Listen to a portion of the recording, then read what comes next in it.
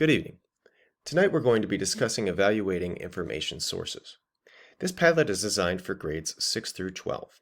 The discussion question is centered around the topic of misinformation, fake news, and evaluation of media and resources that we use, either in daily life or in research.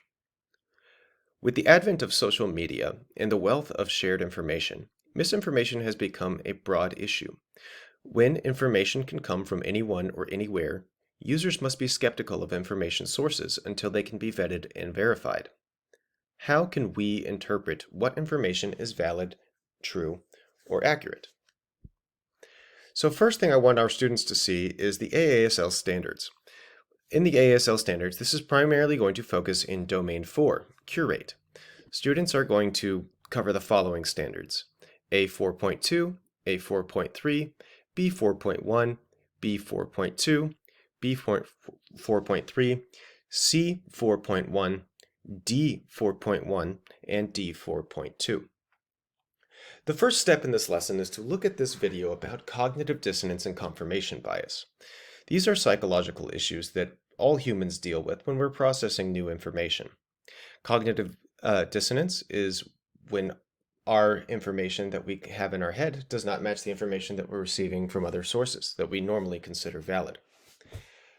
Cognitive confirmation bias is where we often assume that our predisposed notions or biases or beliefs are correct, and we seek information that confirm those beliefs.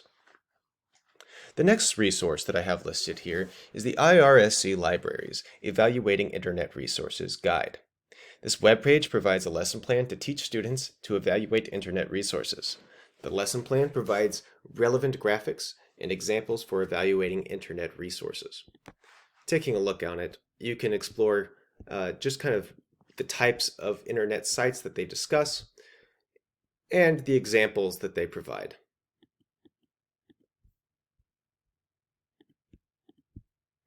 Next, we have a short video called The 5 W's of Website Evaluation. This is a short YouTube video that explains the 5 W's of journalism and applies that concept to website evaluation. The video explains the justification for each question and how to find information relevant to it. Following that, we have a documentary called Fake. For enrichment on this topic, or to really establish a foundational understanding of information literacy and evaluation of resources, this documentary is a thorough coverage of both. This documentary demonstrates the problem with fake news. It provides several examples, and it talks with experts and students about different solutions to the problem of fake news.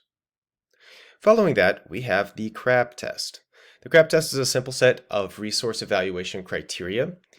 This video explains the expectations and justifications of the criteria and how and why they are effective in evaluating information sources. Following that, we have the Fake News Graphic Organizer. This is an assignment or a worksheet that can be used for students to check a website and evaluate a news source or outlet. Once the students have completed this, they look at their total score and can determine whether or not they consider that website to be credible. Following that, we have a fun article about charging phones in the microwave. Back in 2014, there was a series of fake videos that came out that convinced unsuspecting people to microwave their expensive cell phones. This article is a really great launching point for students to see where misinformation can lead people to make foolish mistakes. Following that, we have an information source called Bytes Media. Now, Bytes Media is designed for students. It's a great source of articles. The interesting thing about Bytes Media is that these articles are designed with both sides in mind. So, when they present an article, it explains the controversy, each side of the controversy, and the justifications, the evidence, and the reasons that they continue to hold those beliefs. Now, the interesting thing about this website is the philosophy just gives the students uh, all of the information in both sides of a debate so that they can make a reasonable conclusion on their own. Following that is a fun activity with Snopes Junk News Archive. The Snopes Junk News Archive is a great resource to check out fake news that may have been cleared up from the media. Snopes runs fact checks on debunked news articles that may have gained some popularity in social media or been spread around by your aunt or uncle. Following that, we have a guide to finding fakes and facts. This is a quick reference guide that summarizes most of the information presented on the whole Padlet. This guide provides methods of evaluating information and considers the risk of confirmation bias. Taking a look at it, this is really a thorough and a kind of comprehensive guide to everything that we have here on our Padlet assignment. And finally, we have a really fun website called BAN-DHMO, or dihydrogen monoxide. This is a satirical website that can be used as an excellent resource for highlighting the need for information literacy. The website presents factual information about DHMO, or water, in a way that insinuates its deadly material. This can be used to identify logical fallacies or convince the class that water is going to kill them.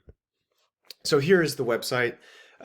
It is kind of funny the way that they link this information together.